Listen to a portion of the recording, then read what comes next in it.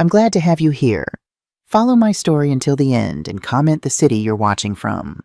The morning sun filtered through the lace curtains of my kitchen window, casting delicate patterns across the oak table where I sipped my coffee. At 70 years old, I had settled into a comfortable routine in the 2-story house that had been my home for over 4 decades. Each morning began with fresh coffee in the blue ceramic mug Richard had given me on our 25th anniversary, followed by watering the begonias on my back porch. My name is Megan Lewis, and I've been a widow for 18 years. Richard, my husband, had been a dedicated accountant at the same firm for 30 years before a sudden heart attack took him away. He left me financially secure, not wealthy by any means, but comfortable enough to maintain our home and live without constant worry. "Good morning, Mrs. Lewis," called Mrs. Patterson from next door as she collected her newspaper. She was in her 50s, a decade or so younger than me, but we'd been neighbors long enough to develop a comfortable friendship. "Good morning, Diana. Beautiful day, isn't it?" I called back, admiring how the October sun bathed our quiet suburban street in golden light. After watering my flowers, I returned to the kitchen to make a grocery list for the week. My son, Andrew, and his family were coming for Sunday dinner, a tradition we'd maintained since he was a boy. Andrew was my only child, now 42, an accountant like his father. He'd always been a good son, studious, respectful, and hard-working. As I jotted down ingredients for my famous pot roast, I glanced at the family photos lining the hallway wall. Richard and me on our wedding day in 1972, Andrew's high school graduation, a family vacation to the Grand Canyon when Andrew was 12. The most recent addition was Andrew's wedding photo from 5 years ago. I smiled, remembering how handsome he looked in his tuxedo, though a small frown crossed my face when I thought of his wife. My cell phone rang, interrupting my thoughts. I still wasn't entirely comfortable with technology, but Andrew had insisted I keep it with me for emergencies. "Hello," I answered, slightly louder than necessary. "Mom, it's Andrew. Are we still on for Sunday dinner?" "Of course, honey. I'm making your favorite pot roast." "Great. Scarlett's excited to see you too." "Oh. And is it okay if we come around 4 instead of 2? Scarlett has a thing earlier in the day." A thing. It was always a thing with Scarlett. In 5 years of marriage, I'd never known her to be specific about these things that consistently delayed their visits or cut them short. "That's fine, dear. I'll see you both at 4. After hanging up, I sighed and continued with my list.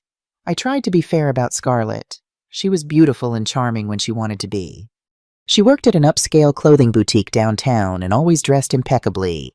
But there was something about her that made me uneasy, a calculation behind her smile.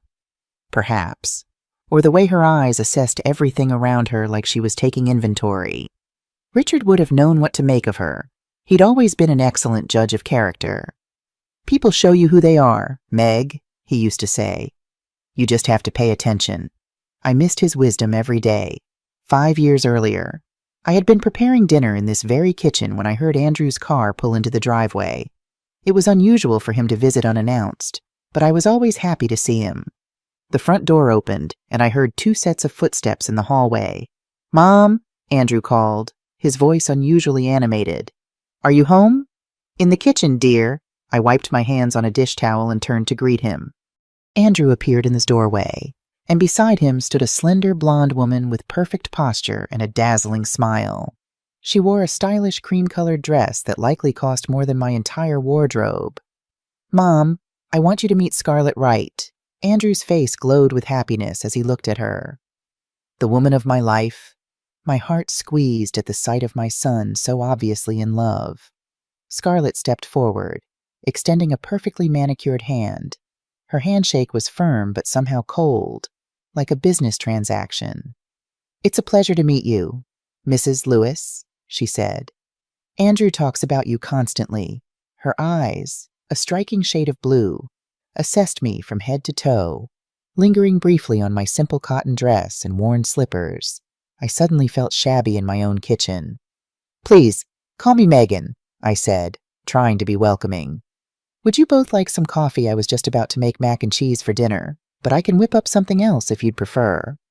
"Mac and cheese sounds wonderful," Scarlett said, though something in her tone suggested otherwise. "Andrew always raves about your cooking. During dinner, Scarlett was the perfect guest. She complimented my modest home, asked thoughtful questions about my garden, and seemed genuinely interested in our family photos. She told amusing stories about difficult customers at the boutique and laughed at all of Andrew's jokes, even the ones that weren't particularly funny. "How did you two meet?" I asked, serving them each a second helping of mac and cheese. "At a charity gala," Scarlett replied. "The boutique where I work was sponsoring it, and Andrew's firm was handling the accounting." "She was the most beautiful woman in the room," Andrew added, looking at her adoringly. "I spilled champagne all over my shirt trying to work up the courage to talk to her." "And I thought he was adorable," Scarlett said, touching his hand affectionately. "So nervous and sincere, unlike most men I meet." When they left that evening, I stood in the doorway watching them drive away. Andrew's old Honda looking slightly out of place next to the shiny BMW Scarlett had arrived in separately. "What do you think, Richard?" I whispered to the empty house. There was no answer, of course, but I could almost imagine what he might have said. "Keep your eyes open, Meg." Over the next few months, Scarlett continued to charm me. She brought flowers when they visited, helped with the dishes without being asked, and remembered small details about my life that even Andrew sometimes forgot. When Andrew announced their engagement 6 months after that first dinner, I was genuinely happy for them. The wedding was small but elegant, held at a lovely garden venue outside the city. I paid for half the expenses without hesitation. Andrew was my only son, my only chance to be mother of the groom. Scarlett selected everything: the flowers, the menu, the music, the photographer. I just wrote the checks and smiled for the photos. "You look beautiful, dear," I told her on the wedding day, and she truly did in her designer gown with its delicate lace overlay. "Thank you, Megan," she replied, kissing my cheek carefully to avoid smudging her makeup. "I'm so happy to be joining your family." For the first few months after the wedding, Sunday dinners continued as before. Andrew and Scarlett would arrive promptly at 2, bringing a bottle of wine or a fancy dessert from the upscale bakery near their new apartment. They'd tell me about their married life, their plans for travel, their search for a bigger apartment, Scarlett's ambitions to become manager at the boutique. Then, almost imperceptibly, things began to change. It started on a rainy Tuesday evening. I was reading in my favorite armchair when my phone rang. It was Scarlett, her voice uncharacteristically timid. "Megan, I hope I'm not disturbing you." "Not at all, dear. Is everything all right?" "Well, actually," there was a pause. "We're in a bit of a tight spot this month with the apartment expenses. I was wondering if you might be able to lend us some money. Just $200. We'll pay you back on Friday when Andrew gets his paycheck." The request surprised me. Andrew had always been financially responsible, carefully saving since his first summer job at 16, but newlyweds often faced unexpected expenses, and $200 wasn't much. "Of course, Scarlett, I can transfer it right away." "You're a lifesaver, Megan, really." Friday came, but the money didn't. Instead, Andrew called with another request. "Mom, I hate to ask, but could you lend us another $300? Scarlett needs some new clothes for work, and I don't get my bonus until next month." "Is everything okay? Andrew, this isn't like you." "Everything's fine, Mom. We're just adjusting to married life, and there are more expenses than we expected. The apartment deposit was higher than we budgeted for, and Scarlett's car needed some work." I transferred the money immediately. After all, he was my son, and these seemed like legitimate needs. The pattern continued over the next 6 months. $300 for car repairs, $500 for a medical bill, $400 for a professional certification course Scarlett needed. Always with the same promise: "We'll pay you back soon." Always with the same excuse: "We're a little tight this month." After 6 months, my loans totaled almost $5,000. While I wasn't struggling financially, this wasn't a trivial amount from my retirement savings. During a Sunday dinner, I decided to bring up the topic gently. "Andrew, dear, I've been keeping track of the money I've lent you both, and it's adding up to quite a sum now." Andrew shifted uncomfortably in his chair, avoiding my eyes. "Mom, you know we're going to pay you back. I don't understand why you're keeping such exact accounts. We're family. Of course we're family, son. But $5,000 isn't a small amount. Scarlett intervened with her most charming smile. Megan, you're absolutely right. We've been careless about repayment. How about I give you my credit card as collateral? That way, you'll know we're serious about paying you back. I didn't want her credit card. I wanted my money, or at least a repayment plan. But Scarlett's offer seemed sincere, and I didn't know how to negotiate with my own family without seeming petty. That's not necessary. Scarlett, I trust you both. I just wanted to make sure you're keeping track too. A week later, Scarlett called me in a panic. Megan, I have an emergency. My card is maxed out, and I need to buy medicine for my mother. She has a terrible migraine. Can I borrow yours just for today? Scarlett's mother lived in Arizona and had never been mentioned as having health problems, but emergencies happened. I gave Scarlett my credit card information over the phone, expecting a single pharmacy charge. That night, I checked my statement online. There was indeed a $150 charge at the pharmacy, but there were also charges of $80 at a cosmetic store, $200 at a clothing boutique, and $30 at an upscale restaurant, all made within hours of our phone call. When I confronted Scarlett the next day, she answered with tears in her eyes. I'm so sorry, Megan. I was near the mall after picking up Mom's medicine, and I saw some incredible sales. I just thought, since I was already using the card, I'm so embarrassed. I'll pay you back tomorrow. I promise. She didn't pay me back the next day, or the next week, or the next month. But she did continue to ask for my card for emergencies. An emergency for her sister's birthday present. An emergency for shoes she needed for a work event. An emergency for Andrew's anniversary gift. Always emergencies. Always urgent. Always with promises of immediate repayment that never materialized. After a year of marriage, Andrew and Scarlett moved to a larger apartment in a trendier neighborhood. They upgraded from their modest cars to newer models. Scarlett's wardrobe expanded with designer labels. Meanwhile, I had lost track of how much money had left my accounts. My comfortable retirement cushion was dwindling month by month, but every time I tried to discuss it, Andrew made me feel guilty. Mom, I don't understand why you're being so petty with us, he said during one tense Sunday dinner. You have enough money, and we're trying to get ahead. Dad would have wanted to help us. Petty.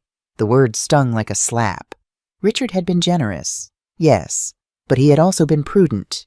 He would never have approved of this endless drain on our savings. The Sunday dinners became increasingly strained. I would cook, they would eat, but the conversations always circled back to money bills they couldn't pay, unexpected expenses, opportunities they were missing due to financial constraints. If I had a better car, I could make better impressions with clients, Andrew would say, despite having purchased a new Audi just months earlier. If we could move to a better neighborhood, we'd have the right connections for my career. Scarlett would add, toying with her new designer watch. I listened in silence, knowing their words were indirect requests for more money. One afternoon, while reviewing my bank statements, I realized something chilling in the past 6 months. I had spent more money than I was earning from my retirement fund. My life savings were being systematically drained to finance Andrew and Scarlett's increasingly lavish lifestyle. I couldn't sleep that night. I stayed awake until dawn, calculating how much money I had lost, how much they owed me, and how much longer I could sustain this situation before I was financially ruined. For the first time in 18 years, my morning coffee ritual brought no comfort. Something had to change. But I didn't know how to confront my own son without destroying our relationship. The following months became a slow torture of small lies and significant losses. Every week brought a new emergency that required my credit card, and every use of my card resulted in expenses I had never authorized. Megan, I need your card to buy medicine for Andrew. He has a terrible cold and needs some expensive cough syrup, Scarlett would tell me in a concerned voice. An hour later, my phone would receive notifications of $400 in purchases at clothing stores. When confronted, Scarlett always had an explanation ready. Oh, I forgot to mention I also needed a new blouse for work. My manager complained that my current ones look worn, and I can't risk losing my job in this economy. There was always a justification, always a reason why the extra expense was necessary or unavoidable. And I, who had raised an honest son, was beginning to doubt my own perceptions. The Sunday dinners evolved into financial review sessions. Scarlett would arrive with a mental list of upcoming expenses that required my support. Andrew's college friend is getting married next month. We need appropriate clothes for the wedding. I knew my son well. He had never mentioned this friend before. Andrew would nod without looking up from his plate, his silence a tacit endorsement of Scarlett's fabrications. I need $500 for a dress and shoes, Scarlett continued. I can't show up looking shabby. His friend's family is very well connected. $500 for a stranger's wedding to impress people I'd never meet. But when I tried to refuse, Andrew would deploy his new strategy, emotional manipulation. Mom, you don't understand how important this is for us. We're building social connections for our future. Dad would have understood that. The invocation of Richard's name was a new low. My late husband had valued integrity above all else. He would have been heartbroken to see our son using his memory this way. One Thursday afternoon, while I was tending to my garden, I received a call from my bank. Mrs. Lewis, we're calling to verify an unusual purchase on your credit card, a 1-200 transaction at an electronics store. Can you confirm you authorized this 1-200 electronics? I hadn't purchased any electronics. At which store was the purchase made? Tech World at the Metro Mall. No, I did not authorize that purchase. Please block the transaction and issue me a new card immediately. I hung up with shaking hands. Scarlett had my card since Tuesday to buy medication for a headache. The phone rang 20 minutes later. It was Scarlett, her voice shrill with anger. Megan, what have you done? The card is declined, and I'm standing at the grocery store checkout with a cart full of food. It's not your card, Scarlett, I replied, surprised by the steadiness in my voice. It's my card, and I blocked it because there were unauthorized purchases. Unauthorized. All the purchases I made were necessary. Was a 1-200 electronic purchase necessary? Silence on the other end, then a nervous laugh. Oh, that. Andrew needed a new laptop for work. His old one crashed, and he couldn't wait to discuss it with you. Why didn't you consult me before making such a large purchase? Because we knew you would say no. You always find excuses not to help us when we really need something. The accusation hit me like a physical blow. I, who had been financing their increasingly extravagant lifestyle for 2 years, was now being cast as the villain for protecting what remained of my savings. Scarlett, go home. We'll talk when you're calmer. I can't go home. My card is full of groceries, and I can't pay for them. You need to come here and bring cash. I hung up the phone. For the next hour, my phone rang constantly. Scarlett, Andrew, Scarlett again. I let all the calls go to voicemail.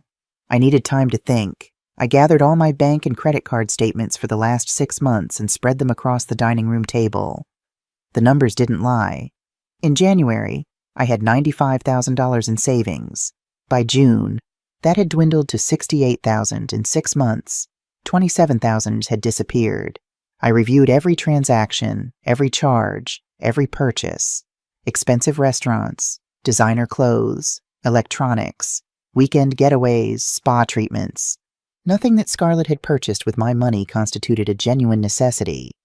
The sound of the front door opening interrupted my calculations. Andrew and Scarlett walked into my house without knocking, as if they owned the place. Mom, what happened with the card? Andrew's tone was more weary than angry. I blocked it because I found purchases I didn't authorize. Scarlett flopped onto my sofa without invitation, arms crossed defensively. Megan, all those purchases were discussed with you. You can't just block the card every time you forget something. I didn't forget anything. Scarlett, a 1-200 laptop is significant enough that I would remember authorizing it. I told you Andrew needed new equipment for work. No, you told me you needed medicine for a headache. Andrew sighed and sat in the armchair across from me. Mom, sometimes emergencies change. Yes, she needed medicine. But then I mentioned my laptop problems, and when she saw the sale at Tech World, it made sense to handle both issues at once. A sale of 1-200. It normally costs $2,000, Scarlett interjected. It was a bargain. I stared at my son, this person I had raised to be honest and responsible, now justifying a $1,000 impulse purchase as if it were the most reasonable thing in the world. Andrew, That laptop was not an emergency. It was a luxury. It's not a luxury, Mom. It's a necessary work tool. Then pay for it with your work money. Scarlett stood up dramatically. I knew you would react this way. You always find a way to make us feel guilty for asking for help. I'm not making you feel guilty. I just want you to respect my finances. Your money is always your money, Scarlett spat. We're family. Megan, family resources are shared resources. My money is mine. Scarlett, I worked 40 years for it. Andrew stood and began pacing the living room. Mom, we understand your concerns, but you need to understand our position too. We're trying to build our careers, to create a better life. Your support is crucial for us right now. I've supported you for 2 years. Andrew, I've spent more than $30,000 on you both. $30,000. Scarlett sounded genuinely offended. We haven't spent nearly that much. I pointed to the papers spread across the table. The statements are all right here. See for yourself. Neither of them approached the table. Neither wanted to confront the actual numbers. The point is, Andrew continued, we need to know we can count on you. Blocking the card without warning puts us in humiliating situations. Humiliating. Yes, Mom, humiliating. Do you know how Scarlett felt when her card was declined in front of everyone at the grocery store? It's not her card. Andrew, it's my card. It's the family card, Scarlett insisted. Those words resonated in my mind. The family card. My money converted into communal property without my consent. I think I need some time to think, I said finally. Time to think about what? Scarlett's voice was impatient. About whether I want to continue lending you my card. Of course you're going to keep lending it to us, Andrew said, genuinely surprised that I was even questioning it. We're your family. I stood and walked to the window. My garden looked beautiful in the afternoon sun. The red begonias were blooming profusely. The white geraniums stood tall and proud. The bougainvillea climbed elegantly along the fence. Everything I had nurtured with my own hands was thriving. Why couldn't my relationship with my son be equally beautiful? I want you both to leave, I said without turning around. Mom, please. I need to be alone. Andrew. I heard them shuffling toward the door. Before leaving, Andrew paused. We hope you reconsider your position. We don't want this to affect our relationship. The door closed softly. This time, there was no slamming, no shouting, just the sound of my dreams of a harmonious family slowly crumbling. But I didn't know then that this was only the beginning of something far worse. For 3 days, my house was wrapped in an eerie silence. No calls from Andrew asking for money. No surprise visits from Scarlett with new emergencies. It was as if they had decided to give me space to reconsider my decision to block the card. On Friday morning, while enjoying my coffee on the patio, I decided it was time to face reality completely. I had spent 2 years avoiding a detailed review of my finances, blindly trusting my family. It was time to assess the full extent of the damage. I sat at my computer and opened my online bank accounts. The numbers on the screen hit me like a punch to the stomach. 2 years ago, I had $120,000 in retirement savings. Now, just over $70,000 remained. $50,000 had vanished. I printed every statement from the past 24 months.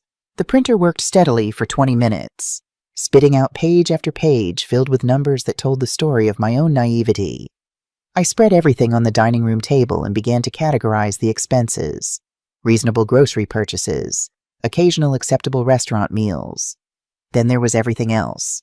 March $500 at a jewelry store. I hadn't bought any jewelry. April $700 on women's clothing. I didn't wear $700 clothes. May $300 at a day spa. I didn't go to spas. June $1,000 on electronics. I barely knew how to use my basic cell phone. July $800 on perfumes and cosmetics. My perfume cost $30 and lasted me 6 months. The list continued, page after page. Every month contained purchases I had never authorized, expenses for things I would never use, money spent in places I had never visited. I picked up my phone and called my bank. Good morning, Mrs. Lewis. How can I assist you today? I need detailed information on all my credit card transactions for the past 2 years. Can you send me a complete report? Of course. Is there a specific issue with your account? There are transactions I don't recognize. I understand. We'll send you the full report by secure email within 1 business day. I also recommend checking if anyone else has access to your card. Someone else, I whispered. Scarlett. After hanging up, I went to my bedroom and opened the lockbox where I kept important documents: my passport, house deed, insurance policies, and Richard's will. At the bottom, I found something that chilled me to the bone: a photocopy of my credit card, front and back, including the 3-digit security code. In the corner was a note in Scarlett's handwriting: for emergencies, S. When had she made this copy? When had she been in my bedroom, in my private lockbox, without my knowledge? Since when did she have unrestricted access to my financial information? The phone rang. It was Scarlett, her voice honeyed and sweet, the tone she used when she wanted something. Megan, how are you? I've missed you these past few days.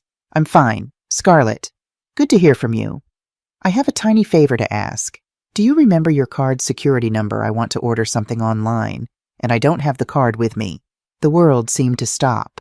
She had a copy of my card and was now asking for the security code as if it were nothing, as if it were the most natural request in the world. Where is my card? Scarlett, I have it, of course. Don't you remember giving it to me a few months ago for emergencies? I didn't recall giving her my card permanently. I remembered temporary loans, one-day favors, specific emergencies. But according to Scarlett, I had authorized her to keep my card indefinitely. Scarlett, I need you to return my card immediately. Why did something happen? I need to have it with me. But Megan, how will we handle emergencies? We'd have to bother you every time we need something urgent. Yes, you'll have to ask for my permission each time. A long silence followed. You know what? We should talk in person. I'm coming over. No, Scarlett, just give me my card back. I'm coming over, she repeated firmly and hung up. 20 minutes later, I heard Andrew's car parking in front of my house. This time, they didn't barge in. They rang the doorbell like proper visitors. I opened the door to find Scarlett alone, smiling as if nothing had happened. Hi, Megan, may I come in? I let her in, though every instinct warned me not to. She sat on the sofa and took my credit card from her designer purse. Here's your card, she said, placing it on the coffee table but not pushing it toward me. But before I give it back, I think we need to talk. About what? About why you suddenly don't trust us. About why you're acting like we're strangers instead of family. I haven't changed. Scarlett, I'm just protecting my finances. Protecting your money from what? From whom? From us, your own family. She stood and began walking around my living room, touching photo frames, adjusting cushions as if the space belonged to her. Megan, you know Andrew and I love you very much.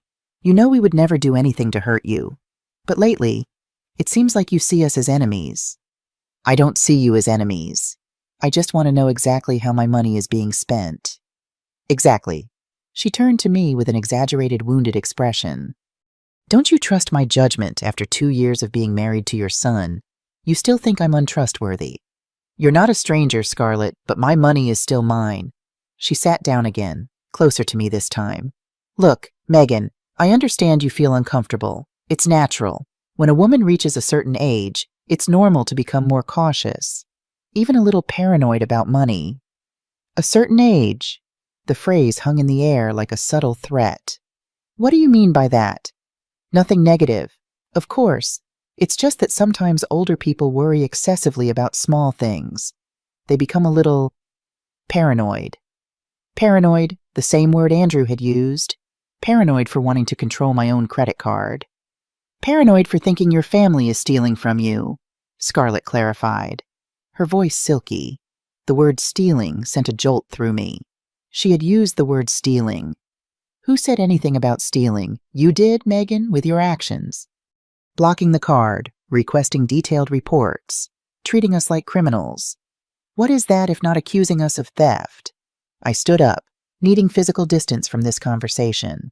Scarlett, I just want my card back. Of course. Here it is. She finally pushed the card toward me. I took it and slipped it into my pocket. But Megan, she continued in a soft voice, I hope you understand this will make things more complicated for everyone. Every time we have an emergency, we'll have to bother you. Every time we need something urgent, you'll have to go out of your way to help us. That's fine. I can handle that. Are you sure? Because sometimes emergencies happen at odd hours. Sometimes we need things when you're asleep or when you can't leave the house. Was she threatening me or merely outlining practical scenarios? We'll handle each situation as it comes. Scarlett nodded slowly. If that's what you want. She stood to leave.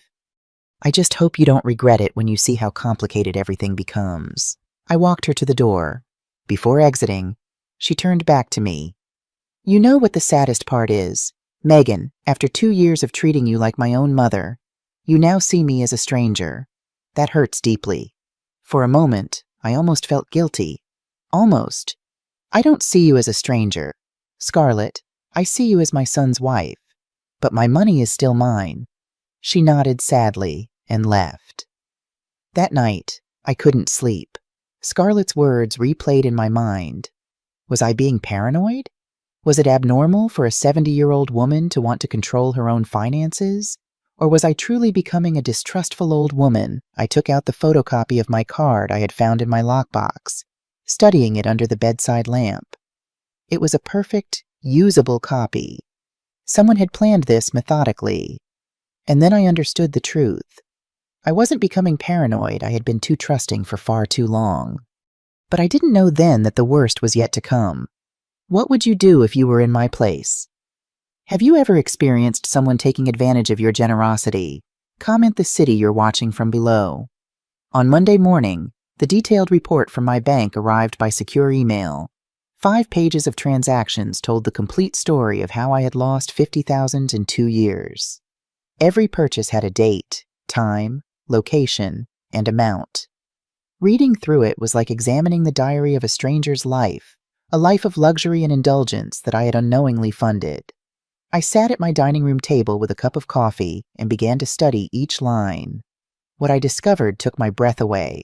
There were transactions at times when I was sleeping, purchases at stores in neighboring towns I rarely visited, and most disturbingly, cash withdrawals from ATMs at 200 a.m. How could someone withdraw money at 200 a.m. when I was asleep in my bed, with trembling fingers? I dialed Andrew's number. I needed answers before my imagination created scenarios I didn't want to contemplate. Hello, Mom. How are you? His voice sounded cautious.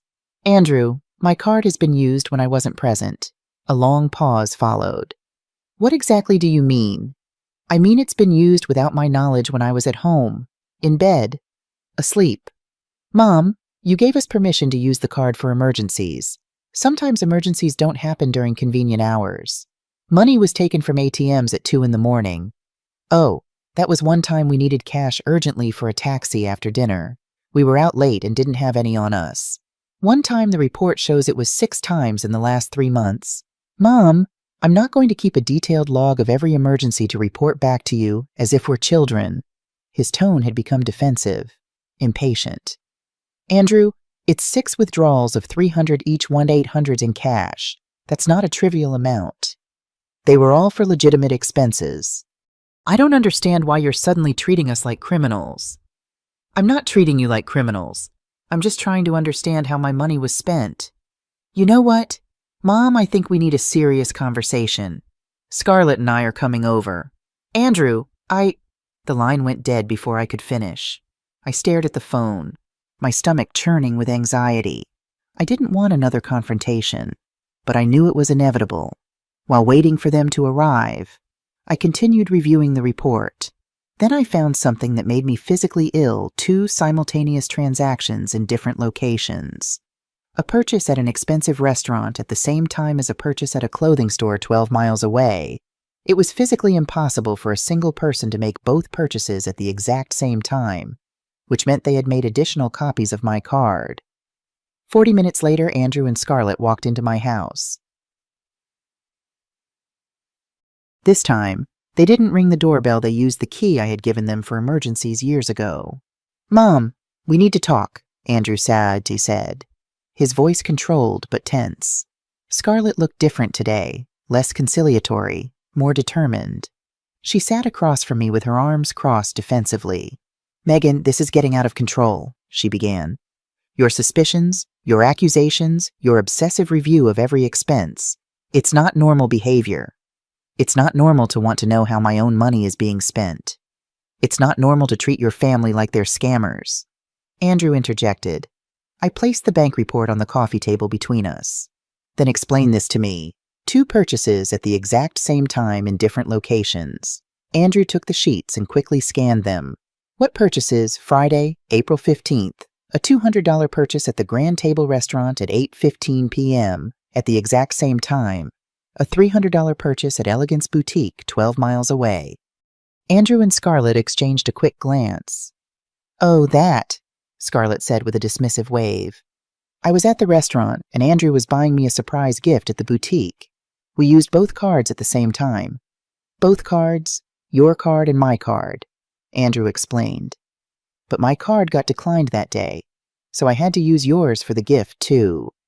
The explanation sounded rehearsed, too perfect, but I had no way to prove they were lying. "How many copies of my card exist?" I asked directly. "Copies," Scarlett feigned confusion. "What copies?" I retrieved the photocopy from my pocket and placed it on the table. "This copy, with your handwriting on it." Scarlett picked it up and examined it as if seeing it for the first time. "Oh, I made this copy months ago so I'd have the numbers in case I lost the original card during an emergency.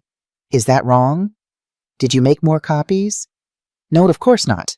Why would I to make simultaneous purchases in different places?" Andrew stood up abruptly. "Mom, stop. We can't take these accusations anymore." "They're not accusations. Andrew, they're legitimate questions about my own money. They're accusations of fraud. You're accusing us of stealing from you. I just want explanations." Scarlett stood as well and approached me. "Megan, do you know how deeply this hurts us? Do you understand how it feels for your own mother-in-law to think you're a thief?" Her eyes filled with tears, but this time, they didn't move me. "I just want the truth. The truth is you're becoming paranoid," Andrew said, his voice rising. "The truth is that every time we need your help, you make us feel like criminals. The truth is," Scarlett continued with a trembling voice, "we're considering distancing ourselves from you until you get professional help." "Professional help," I repeated, stunned. "Yes, Mom," Andrew's voice softened slightly. "I think you should talk to a doctor. These personality changes, this paranoia, this distrust of your own family, it's not normal at your age. My personality hasn't changed. I'm just protecting my finances." "Your personality has changed," Scarlett insisted. "Before, you were generous, loving, trusting. Now you're suspicious, stingy, hostile. Stingy for not wanting to give away $50,000. "It hasn't been $50,000, Andrew protested.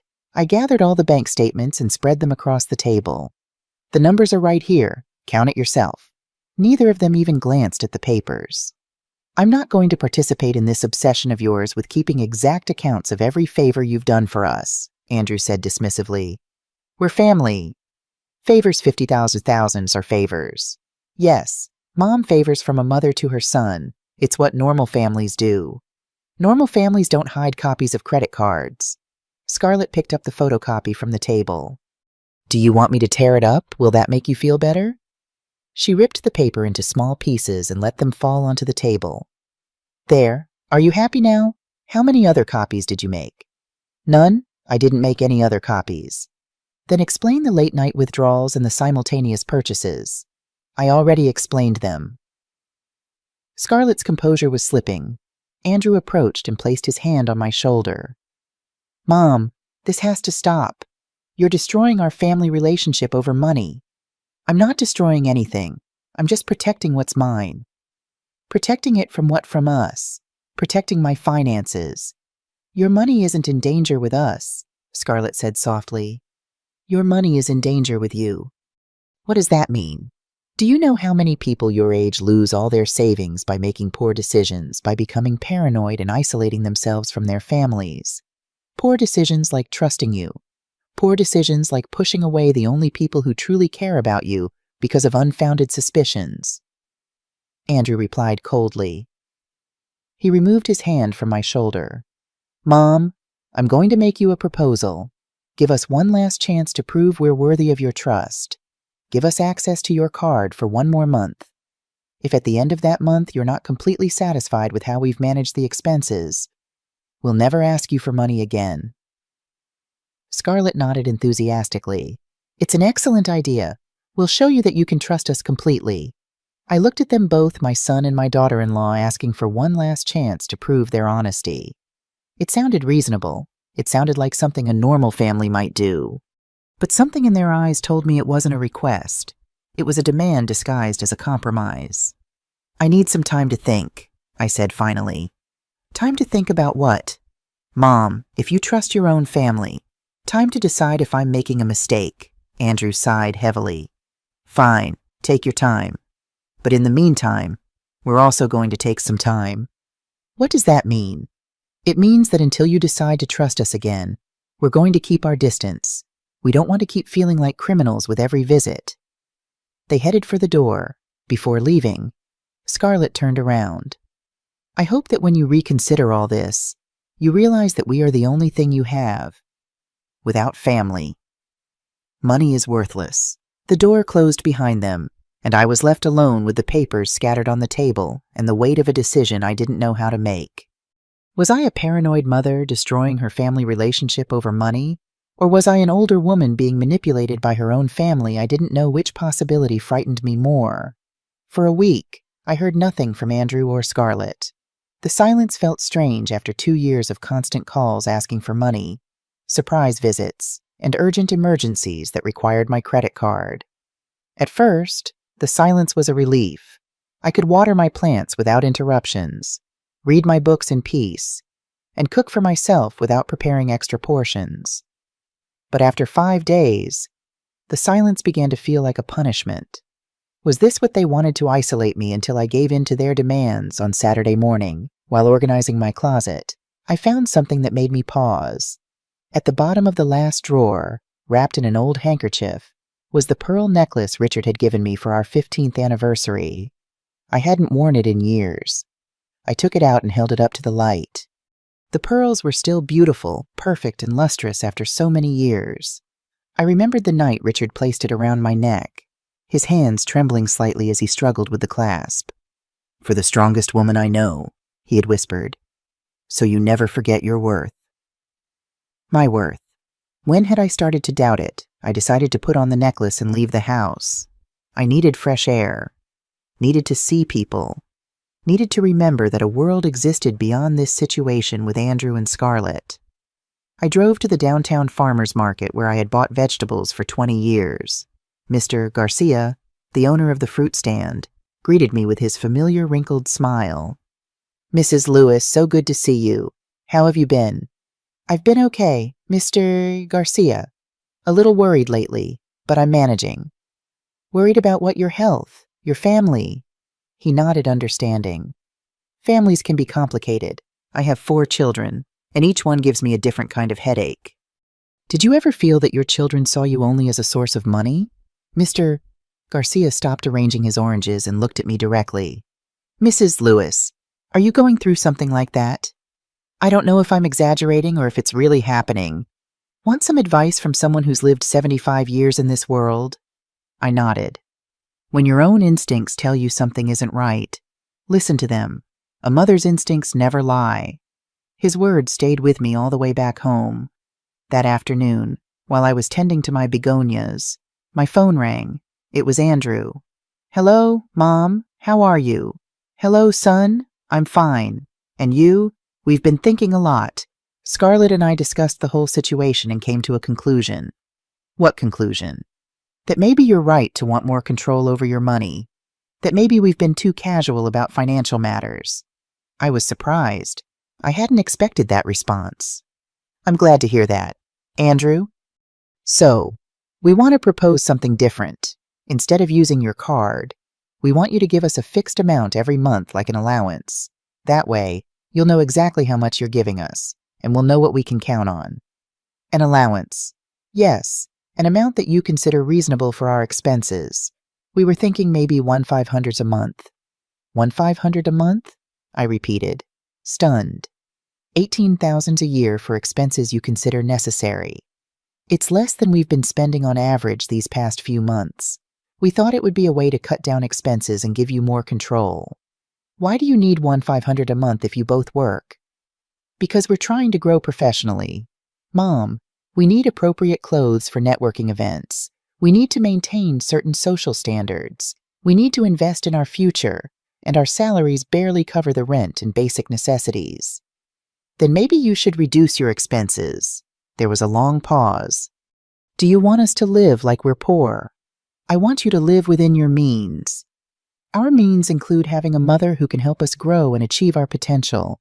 I don't understand why you suddenly want us to struggle on our own when you have the resources to make our lives easier. Because they're not my lives. Andrew, they're your lives. We're family. Mom, your life and our lives are connected. His tone had changed. The conversation was heading into familiar territory again. Andrew, I'm not going to give you $1,500 a month. How much then $1,800? I don't know. I need to think about it. Think about it, Mom. We've been waiting a week for an answer. And I've been supporting you financially for 2 years without question.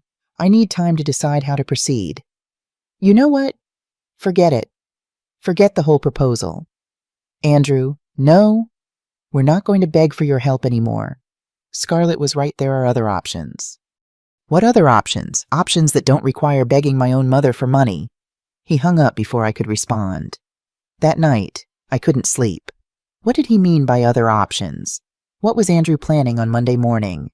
I found out. I was having breakfast when someone knocked on the door. It was a young man in a suit carrying a briefcase. Mrs. Megan Lewis. Yes, that's me. I'm Mr. Nathan Roberts from the law firm of Reynolds & Associates. Your son, Andrew Lewis, has retained our services to review your mental and financial capacity. I felt as if the floor had disappeared beneath my feet. Excuse me. Your son is concerned about your mental well-being. According to him, you have shown signs of paranoia, confusion, and erratic decision-making regarding your finances. He is considering initiating a legal process to obtain guardianship over your financial affairs. Guardianship, I whispered. Yes, ma'am. A process where a judge determines if you are capable of managing your own financial affairs, or if you need someone else to handle them for you. Someone like my son. Exactly. I sat down in the nearest chair because my legs could no longer support me.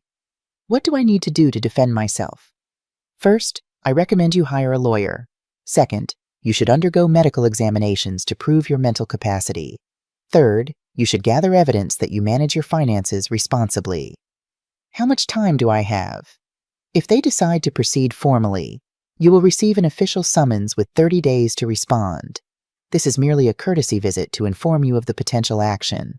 The young lawyer left, leaving me alone with the realization that my own son was considering legally taking control of my money.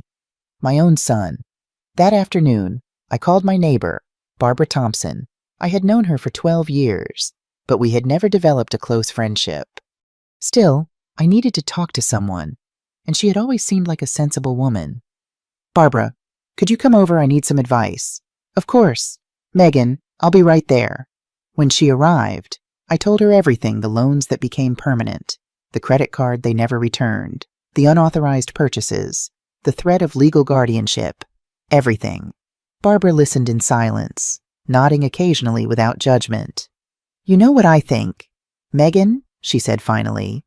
What I think your son and his wife are systematically manipulating you, and now that you're defending yourself, they're escalating to more aggressive tactics. You think I'm being manipulated? I'm certain of it, and I'm equally certain you're not the first older woman this has happened to. What should I do? Fight with every legal tool you have.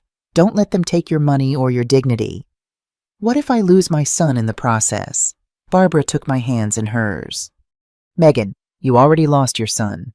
The Andrew you raised, the one who respected you, the one who was grateful for your sacrifices, that Andrew no longer exists. What you have now is a stranger who wants your money and is willing to have you declared incompetent to get it. Her words were like a blow to my chest, but also strangely liberating. She was right. My son was already gone. Do you know a good lawyer? I know the best lawyer in the city for these cases. His name is Martin Daniels. He specializes in defending older adults against family financial abuse. Martin Daniels. The name etched itself in my mind. Can you give me his number? I'll do you one better. I'll go with you to his office tomorrow. That night, for the first time in weeks, I slept soundly not because my problems had disappeared, but because I had finally decided to fight. My son had chosen money over me. Now I was going to choose my dignity over him. On Tuesday morning, Barbara accompanied me to the law office downtown. Martin Daniels turned out to be a man in his early 60s with salt and pepper hair, intelligent eyes behind silver-rimmed glasses, and a calm, deliberate manner of speaking that immediately made me feel confident. "Mrs. Lewis, tell me exactly what has been happening," he said as he took notes on a yellow legal pad. I recounted everything from the beginning, the loans that were never repaid, the credit card used without my authorization, the unauthorized copies, the late-night withdrawals, and finally, the threat of legal guardianship. "Do you have documentation of all these transactions?" "I have all the bank statements and the detailed report I requested last week." "Excellent. Did you ever sign a document giving your son or his wife permanent authorization to use your card?" "Never." "Did you ever authorize them to make copies of your card?" "Never." Martin stopped writing and looked at me directly. "Mrs. Lewis, what you're describing is family financial abuse. It's a crime, and we also have civil options to recover your money." "How common is this?" "More common than people think. The most frequent victims are older women with savings who trust family members who gradually appropriate their resources." "How will we proceed?" "First, we'll protect you from the guardianship lawsuit. Second, we'll document the financial abuse thoroughly. Third, we'll recover your money. And fourth, we'll make sure this doesn't happen again." I felt an immense relief wash over me. For the first time in months, I finally had someone on my side who understood the situation.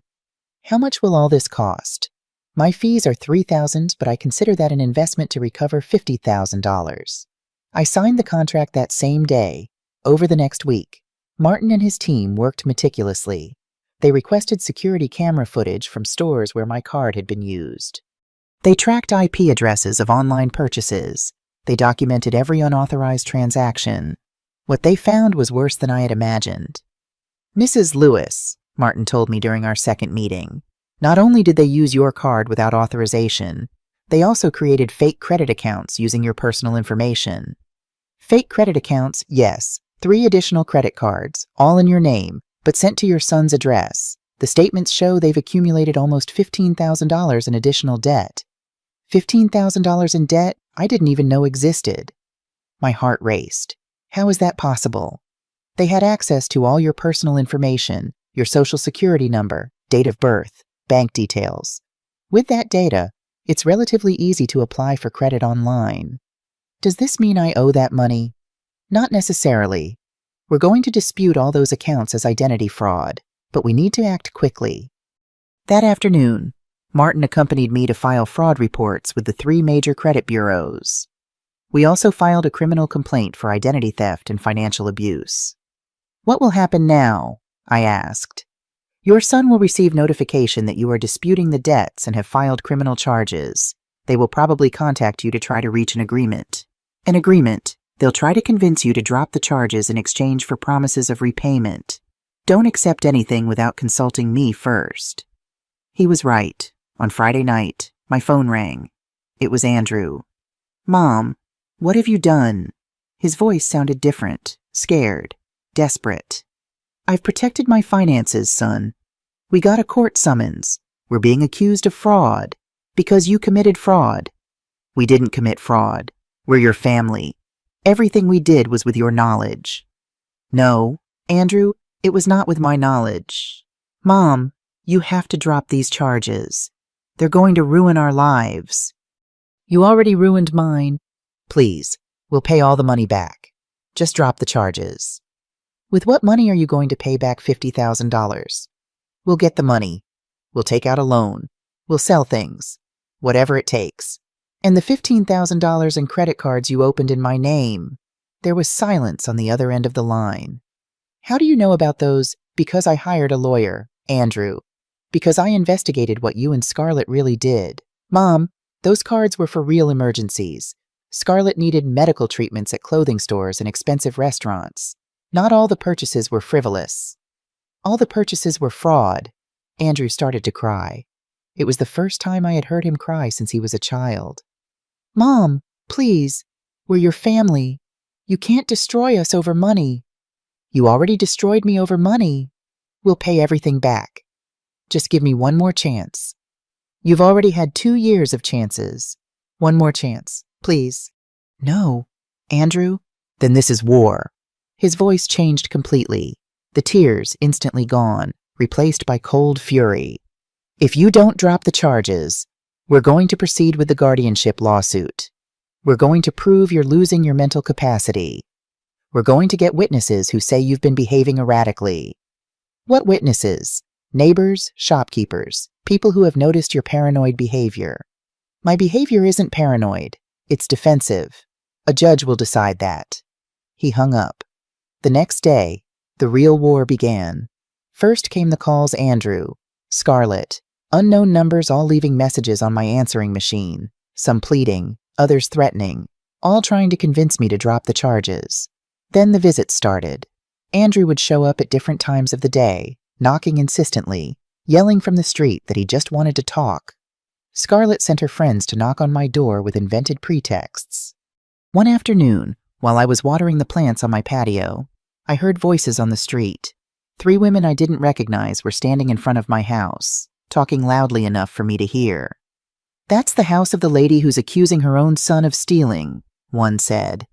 How embarrassing for the family. Sometimes elderly parents have financial problems and need help, but they're too proud to admit it, another replied. At that age, it's normal for them to become confused and paranoid. The third added, my grandmother also got like that before she didn't finish the sentence, but the message was clear. They were spreading rumors about my mental state. I called Martin immediately. They're doing exactly what I expected, he told me. They're trying to create a narrative that you're mentally incompetent. It's a common tactic in these cases. What should we do? Document everything. Record the conversations. Take photos of the unwanted visits.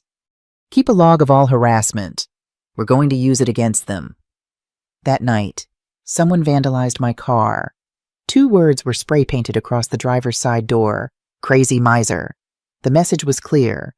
While I fought legally, they would fight psychologically. I called Barbara to tell her what was happening.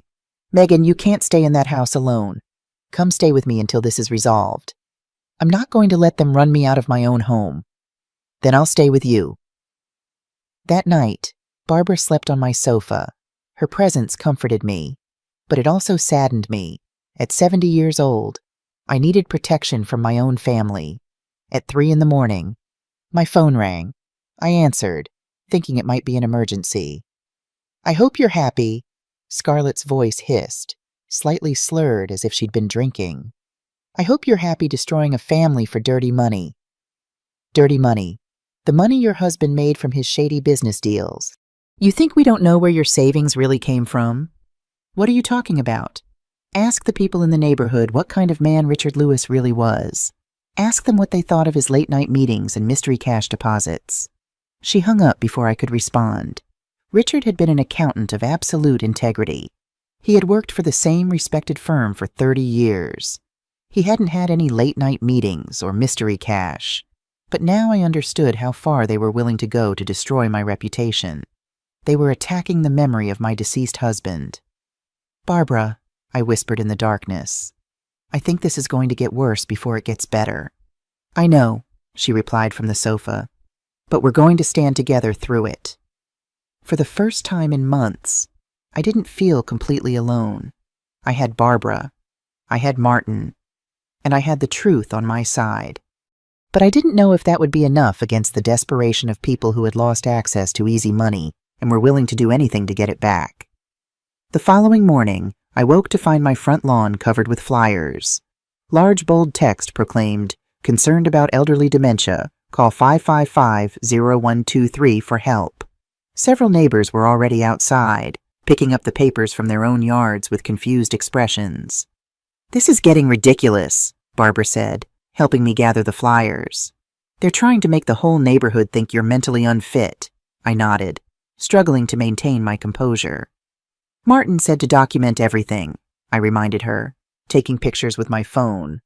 Later that day, Andrew showed up at my door with a woman he introduced as Dr. Reynolds, a geriatric specialist. "Mom, we're just concerned about your health. Dr. Reynolds can evaluate you right here at home. It's completely confidential." "I have my own doctor, Andrew," I replied through the barely open door. "Dr. Washington has been my physician for 15 years, and she has no concerns about my cognitive health." "But Dr. Washington isn't a specialist in geriatric care," the woman interjected smoothly. "At your age, specialized care is critical. I'm not letting you in, and I'm not being evaluated by a doctor you've selected," I said firmly, then closed and locked the door. I immediately called Martin to report the incident. "Classic intimidation tactic," he confirmed.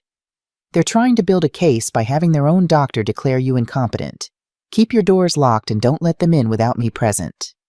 The harassment intensified over the next few days.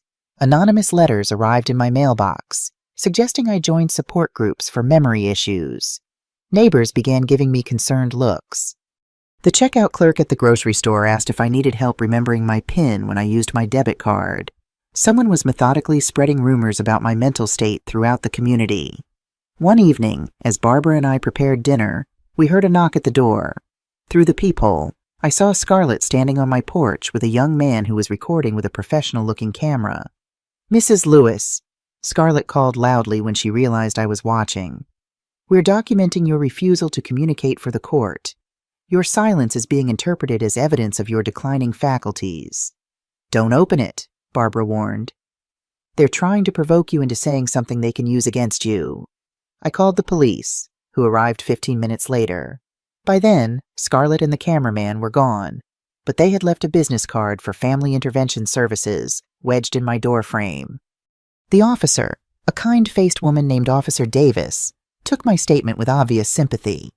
"We've seen this kind of elder harassment before, Mrs. Lewis. I'm going to file a report, and you should consider getting a restraining order." "My lawyer is already working on that," I assured her. The next morning, Martin called with unexpected news.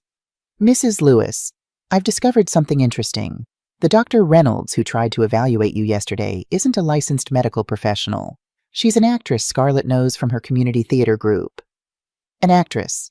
I was stunned by their audacity. They sent a fake doctor to my house. Yes, and that's going to work in our favor. Impersonating a medical professional is a serious offense. We're adding it to our case. That afternoon, I received a call from an unfamiliar number. "Mrs. Lewis, this is James Patterson from First National Bank. I'm calling about some irregularities with your accounts." "What kind of irregularities?" "We've noticed some unusual withdrawal patterns that may indicate cognitive decline. Your son has expressed concerns." I interrupted him.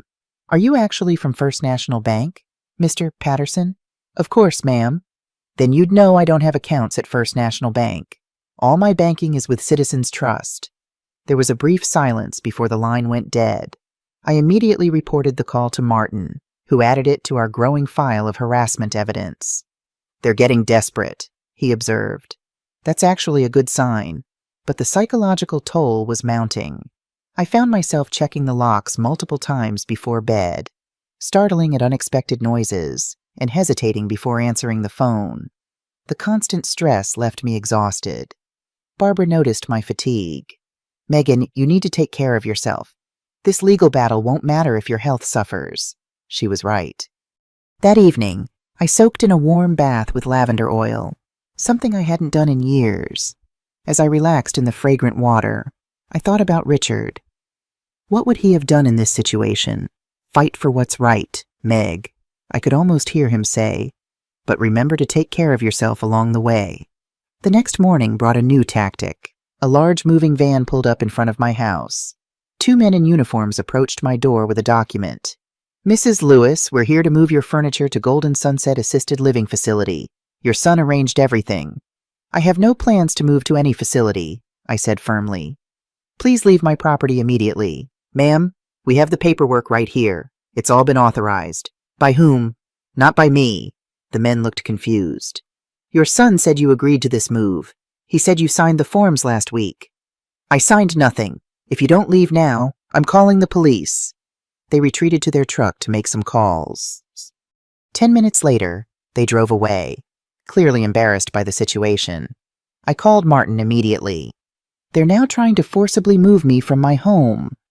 This crosses a line, Martin said, his usual calm voice now tight with anger. We're filing for an emergency restraining order today. Meet me at my office in an hour. As I prepared to leave, I noticed a car slowly driving past my house. It was Scarlett, watching. Our eyes met briefly through the windshield. Instead of looking away in shame, she smiled a cold, calculating smile that chilled me to the bone. This woman, who had called me Mom for 2 years, who had shared meals at my table and slept in my guest room, was now orchestrating a campaign to destroy my reputation, my autonomy, and possibly my sanity. In that moment, I understood what we were truly fighting for. This wasn't just about money anymore. This was about my very freedom. When Barbara arrived to drive me to Martin's office, I was ready. I had changed from my usual casual clothes into the navy blue suit I had worn to Richard's funeral. My hair was neatly styled, my makeup carefully applied, and around my neck gleamed the pearl necklace Richard had given me. You look like you're going to war, Barbara observed. I am, I replied. And I intend to win. I'm glad you're still with me. If you've just joined, please comment the city you're watching from below. The courthouse stood imposing against the morning sky, its gray stone facade a testament to the permanence of justice. Martin and I arrived early, walking up the wide steps with Barbara following close behind for moral support. Inside, the marble floors echoed with our footsteps as we made our way to courtroom 3. Remember, Martin said quietly, stay calm no matter what they say. Judge Harrington is known for his fairness, but he has little patience for emotional displays. I nodded, clutching my handbag tightly. Inside were all the original bank statements, the detailed transaction report, and the photocopy of my credit card with Scarlett's handwriting, all safely preserved in plastic sleeves. I had dressed carefully in a conservative navy blue dress with my pearl necklace, wanting to project the image of the composed, mentally sound woman I was. Andrew and Scarlett were already seated on the opposite side of the courtroom with their lawyer, a sleek young man in an expensive suit who kept shuffling through papers nervously. When our eyes met, Andrew quickly looked away, but Scarlett held my gaze with cold defiance. She looked different today, her usual stylish attire replaced by a modest beige outfit that made her appear younger, more vulnerable. The transformation was calculated. I knew. Everything about Scarlett was calculated. Judge Michael Harrington entered, and we all rose. He was a man in his mid-50s with salt and pepper hair and reading glasses perched on his nose. After the formalities, he reviewed the files before him with methodical precision. This is a complex case, he began. With serious allegations on both sides, Mrs. Lewis is alleging financial abuse and identity theft against her son, Andrew Lewis, and his wife, Scarlett Wright. Lewis, conversely, Mr. Lewis is petitioning for guardianship of his mother's finances on grounds of diminished mental capacity and erratic financial behavior. He looked up, his gaze moving between both parties. We will address both matters today. Mrs. Lewis's complaint will be heard first. Martin presented our case methodically. He displayed enlarged copies of my bank statements on an easel, highlighting the pattern of escalating withdrawals. He showed the credit card statements with unauthorized purchases circled in red. He presented the detailed report from the bank showing simultaneous transactions in different locations and late-night ATM withdrawals. Your Honor, Martin said, over a 2-year period, the defendant systematically depleted Mrs. Lewis's retirement savings by approximately $50,000 through unauthorized use of her credit card and direct cash transfers. When Mrs. Lewis finally took steps to protect her finances, they escalated to identity theft by opening 3 fraudulent credit accounts in her name, accumulating an additional $15,000 in debt. He handed the judge a folder. These are the credit account statements, all in Mrs. Lewis's name but sent to the defendant's address. Mrs. Lewis had no knowledge of these accounts until our investigation. Andrew's lawyer, Mr. Peterson, rose to object. Your Honor, my clients had verbal authorization for all financial transactions. Mrs. Lewis willingly shared her credit card information and personal data as part of their family financial arrangement. Did Mrs. Lewis sign any written authorization? Judge Harrington asked. No, Your Honor, but in close family relationships, verbal agreements are common. Mrs. Lewis never objected to any transactions until her recent changes in behavior. What changes in behavior are you alleging? Paranoia, suspicion, hostility toward family members, classic signs of early cognitive decline in elderly individuals. I felt my face flush with anger, but remembered Martin's advice and kept my expression neutral. Martin countered immediately. Your Honor, we have evidence that directly contradicts this claim. He produced another folder. These are the security camera recordings from several retail establishments where Mrs. Lewis's card was used while she was demonstrably elsewhere. He displayed a split screen on the courtroom monitor. On one side was footage of Scarlett using my card at a boutique. On the other was my phone record showing I was on a call from my home landline at the exact same time. Mrs. Lewis could not have authorized these purchases in person because she was physically elsewhere. Furthermore, Martin produced the torn pieces of the photocopy I had found, now reassembled and preserved in a plastic sleeve. This is a copy of Mrs. Lewis's credit card with Mrs. Scarlett Lewis's handwriting on it. Note the instruction, for emergencies, Sir. This demonstrates premeditated intent to use the card without direct authorization. Judge Harrington examined the evidence carefully. Mr. Peterson, how do you explain these discrepancies? Andrew's lawyer shifted uncomfortably. Your Honor, in any family, financial matters are often handled informally. My clients believed they were acting within the parameters of their understanding with Mrs. Lewis. That doesn't explain the credit accounts opened in Mrs. Lewis's name without her knowledge, the judge observed. Those accounts were opened for family emergencies, Andrew interjected, unable to contain himself. Mr. Lewis, Judge Harrington said sternly, you will speak when addressed by the court. The most compelling evidence came from my longtime physician, Dr. Lisa Washington, who testified about my mental state. I've been Mrs. Lewis's doctor for 15 years, she stated confidently. Her annual checkups, including cognitive assessments, show no signs of dementia, confusion, or any mental impairment. In fact, Mrs. Lewis scores above average for her age group on all cognitive tests. Could stress cause temporary paranoia or confusion? Mr. Peterson asked during cross-examination. Stress can certainly affect anyone's mood and behavior, Dr. Washington conceded. But it doesn't create the kind of sustained cognitive impairment that would warrant legal intervention. Mrs. Lewis's judgment and decision-making capabilities remain intact. When it was my turn to testify, I walked to the witness stand with my head high, though my heart pounded in my chest. After being sworn in, I faced the courtroom, determined to speak my truth calmly and clearly. Mrs. Lewis, Martin began, can you explain how this financial situation with your son and daughter-in-law developed? It started with small loans after their wedding, I explained. $200 here, $300 there. They always promised to repay me, but never did. Instead, the requests grew larger and more frequent. Eventually, Scarlett asked to use my credit card for what she called emergencies. What began as a one-time favor became routine. When I finally checked my statements thoroughly, I discovered thousands in unauthorized purchases. Did you ever explicitly authorize your son or his wife to open credit accounts in your name? Never. I had no knowledge of these accounts until my lawyer discovered them. What happened when you tried to regain control of your finances? When I blocked my credit card after discovering a $1.200 unauthorized purchase. Andrew and Scarlett became hostile. They accused me of being paranoid and threatened to cut me off from the family if I didn't continue providing financial support. When I still refused, they escalated to trying to gain legal control over my money through guardianship. When Andrew testified, his story changed several times. First, he claimed I had given verbal permission for all purchases. Then, under the judge's persistent questioning, he admitted some expenditures had been impulsive decisions. Finally, he acknowledged the additional credit accounts had been opened without my explicit knowledge, but insisted it had been for legitimate family needs. Mr. Lewis, Judge Harrington interrupted, his voice firm.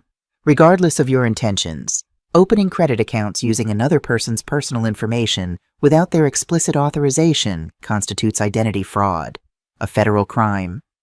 Scarlett's testimony was even less consistent. She alternated between tears and defiance, claiming one moment that everything had been done with my knowledge, then suggesting the next that I was suffering from memory issues and had forgotten giving permission. "Mrs. Lewis," the judge asked her directly, "did you ever see Mrs. Megan Lewis sign any document authorizing you to use her credit information? Not exactly sign, Your Honor, but she verbally—" "A simple yes or no will suffice." "No, Your Honor," Scarlett admitted reluctantly. After 4 hours of testimony, Judge Harrington called a brief recess to review all evidence. Those 20 minutes were the longest of my life. I sat silently between Martin and Barbara, watching Andrew and Scarlett whispering urgently with their lawyer across the room. When the judge returned, the courtroom fell silent. "Having reviewed all evidence and testimony, I am prepared to rule on both matters before this court," Judge Harrington began. "First, regarding the petition for guardianship of Megan Lewis's financial affairs, I find absolutely no evidence supporting the claim of diminished capacity. Mrs. Lewis has demonstrated sound judgment, clear memory, and appropriate protective actions regarding her finances. The guardianship petition is denied completely."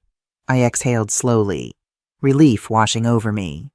"Second, regarding Mrs. Lewis's complaint of financial abuse and identity fraud, the evidence is overwhelming and conclusive. The defendants systematically misused Mrs. Lewis's financial resources without proper authorization and fraudulently established credit accounts in her name." He turned to address Andrew and Scarlett directly. "The court orders immediate repayment of the documented $50,000 misappropriated from Mrs. Lewis's accounts, plus legal costs. The 3 fraudulent credit accounts shall be immediately canceled, with all associated debt removed from Mrs. Lewis's credit history. Furthermore, given the harassment evidence presented, I am issuing a restraining order prohibiting Andrew and Scarlett Lewis from contacting Megan Lewis directly for 1 year. Any future communication must be conducted through legal representatives." He paused, his expression grave. "The behavior documented in this case represents a systematic pattern of elder financial abuse. Mrs. Lewis's actions to protect her finances were not only appropriate, but necessary. This guardianship lawsuit appears to have been filed as an intimidation tactic to maintain unauthorized access to the plaintiff's resources." He turned to me with unexpected gentleness. "Mrs. Lewis, the court recognizes the emotional difficulty of bringing action against family members. Your courage in standing up for yourself is commendable." "Thank you, Your Honor," I said, my voice barely steady. After adjourning the court, Martin explained that recovering the money would take time, but the court order legally obligated Andrew and Scarlett to begin payments immediately. If they failed to comply, they would face additional charges for contempt of court. As we left the courthouse, a local news reporter approached. "Mrs. Lewis, do you have a statement about winning your case against your son's financial abuse?" I hesitated, then replied, "Justice was served today, but there are no winners in family tragedies. I hope my experience encourages other seniors to protect themselves and seek help when needed." That night, in the quiet of my home, I sat in my favorite armchair with a cup of tea, looking out at my garden. The red begonias were blooming beautifully. The white geraniums stood tall and strong. Everything I had nurtured with love was thriving despite the storm we had weathered. For the first time in 2 years, my money was safe. My house was protected. My future was back in my own hands. But along with the relief came profound sadness. I had won the legal battle. I had recovered my money. I had protected my dignity. But I had lost my son, the Andrew I had raised, the boy I had nursed through childhood illnesses, the young man I had supported through college. That Andrew was gone, replaced by a stranger who had been willing to declare me mentally incompetent to access my money. Justice had triumphed. But my mother's heart was broken. 6 months after the hearing, my life had found a new normal. The court-ordered payments arrived punctually each month, gradually restoring my financial security. More importantly, I had regained my peace of mind. Martin diligently supervised Andrew and Scarlett's compliance with the court order, ensuring every payment was made on time. During those months of legal work, Our conversations had evolved beyond legal matters. I discovered that Martin had been a widower for 6 years, with 2 adult children who lived in other states, and that he shared my passion for gardening. "How do you get your bougainvillea to bloom so magnificently?" he asked one afternoon while we were reviewing the latest payment documents on my patio. "Patience and consistent care," I replied, "like everything worthwhile in life." His visits became more frequent and less professional. He would arrive with pretexts about documents to sign, but stay for coffee and conversation. We discussed books, politics, our experiences of marriage, and our hopes for the future. His company made me feel valued, not for my money, but for who I was as a person. One Sunday afternoon in October, as we shared tea and homemade cookies in my garden, Martin took my hand. "Megan, these months with you have been the happiest I've known since I lost my wife. You've restored my faith that life can still hold joy and companionship at our age.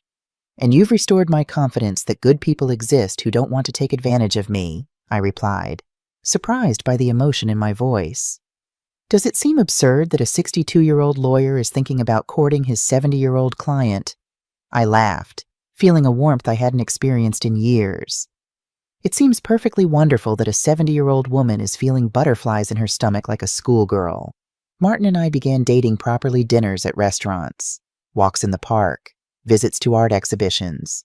He treated me with a respect and consideration I had almost forgotten existed. When he proposed 6 months later, I accepted without hesitation.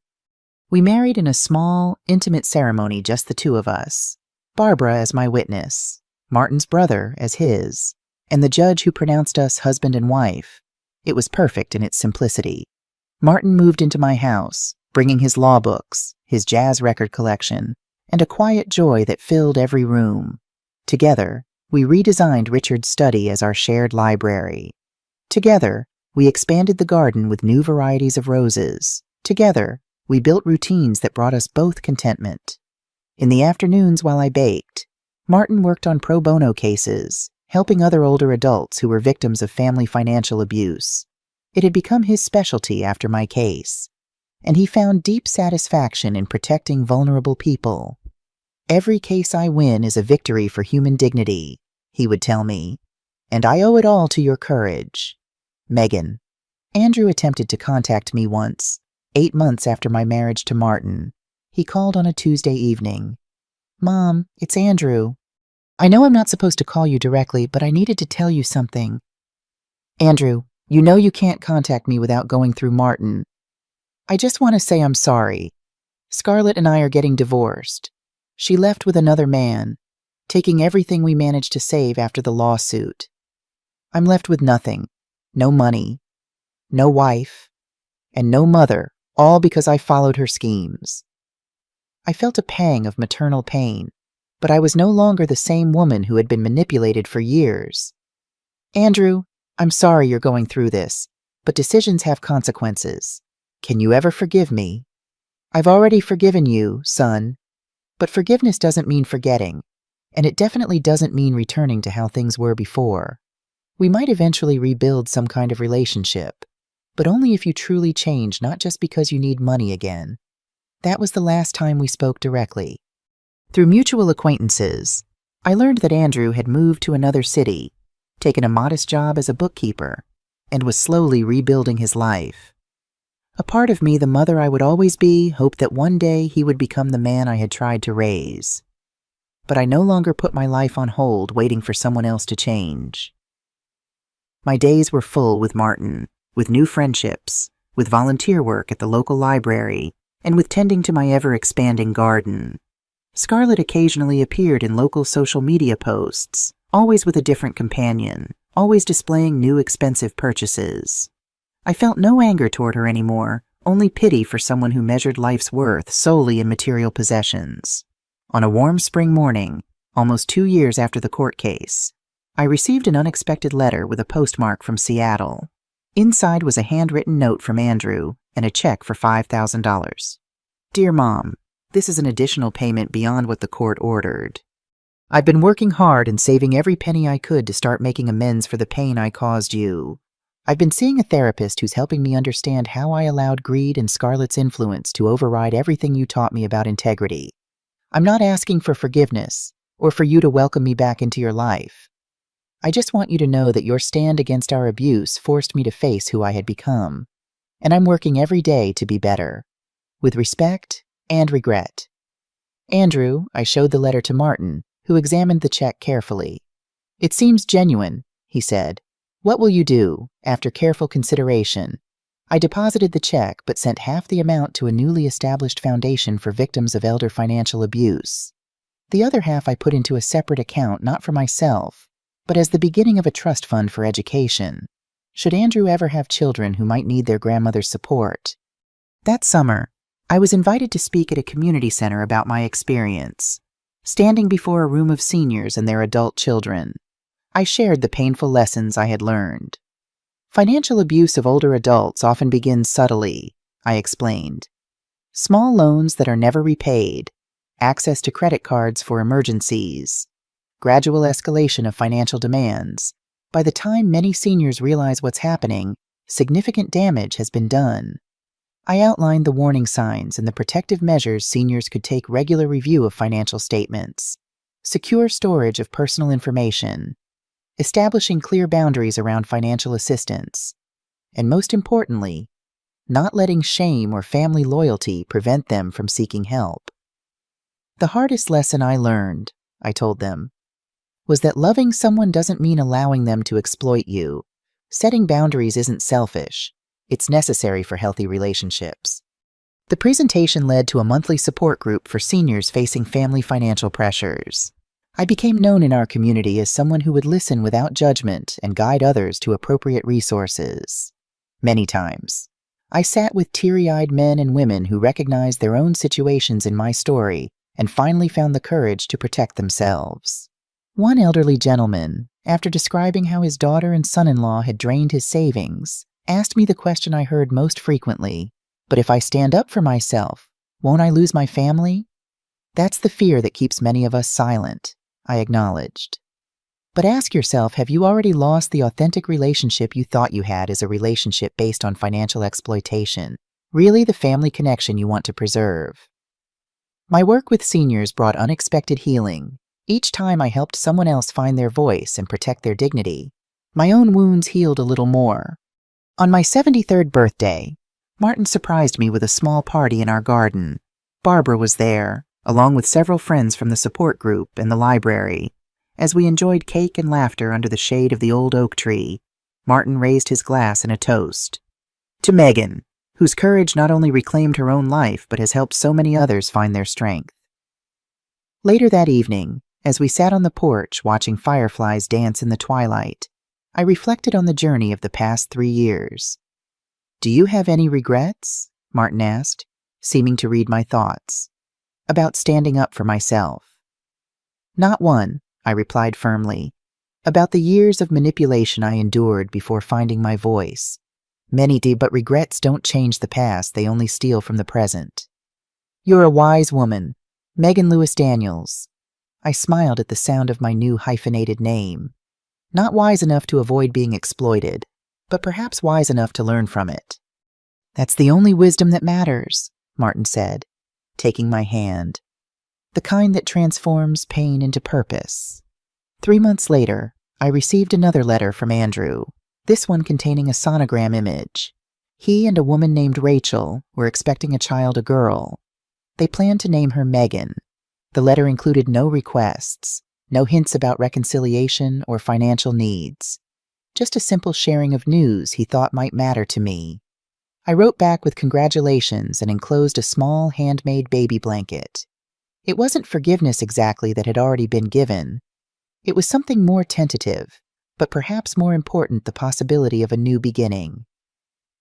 At 73, I had learned that it's never too late to defend your dignity, never too late to say no, never too late to start over. I had lost significant money and nearly lost my only son in the process.